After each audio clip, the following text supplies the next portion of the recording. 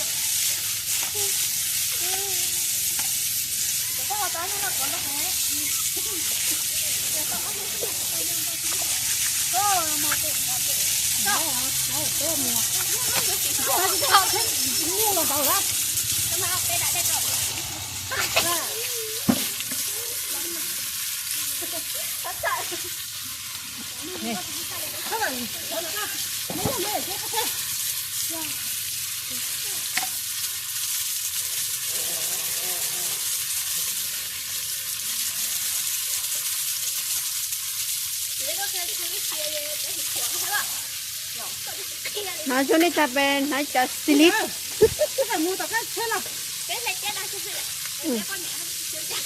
Đấy gì mấy tụi này này đang kêu đợi chơi chơi đây. Lấy té cả ta.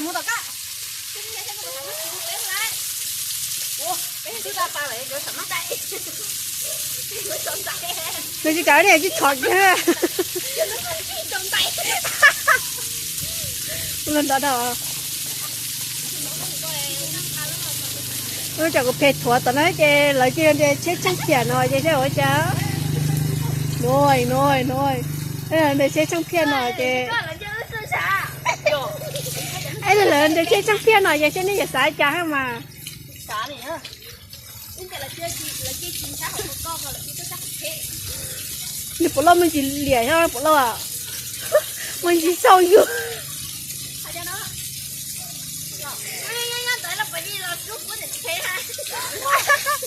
Cái gì xài chạy cả bóng à, nó bỏ theo mất thua.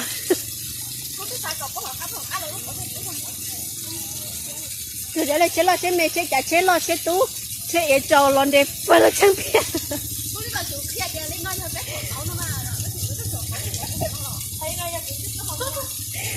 Đây nếu cũng lo chế chế cho liền.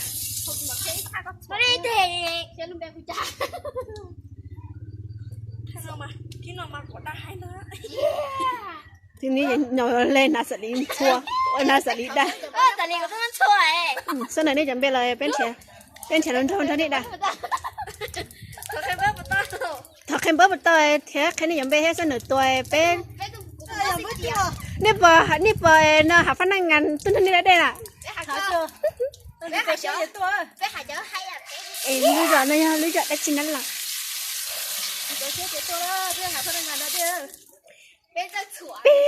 Nhớ nói anh sao tôi tôi mình đâu bé tôi mình đâu ở đây nè.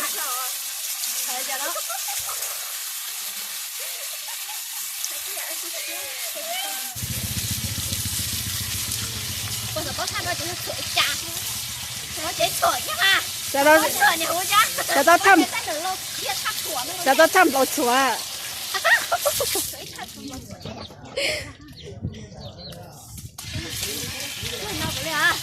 Chùa trả là chế vậy cho chế tú chế lo chế mẹ chế trả chế kia là để thăng thiên là cái ta là sầu này cái gì.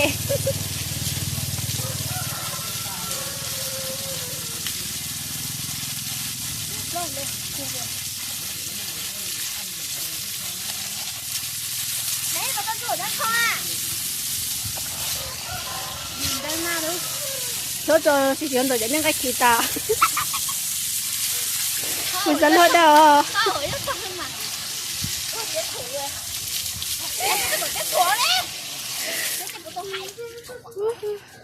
Thế sao tớ cái tôi chơi chồng bật chùa.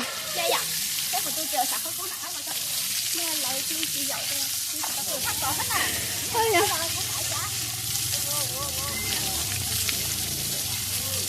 Chọn loại nào? Đó là cái giá của con cho nó được khẩu.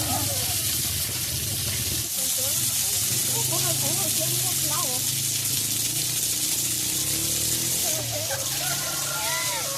Gì nữa? Chưa xong cả.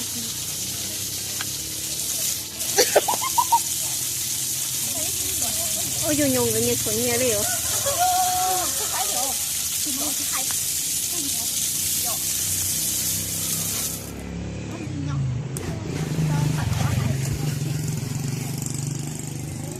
Tên gì cũng to hết. Vẫn này. Wow. Ôi yeah. Tên gì chị ơi. Wow. Ôi đây này á. Wow, đây là cái món nào ạ? Cái nó chết rồi.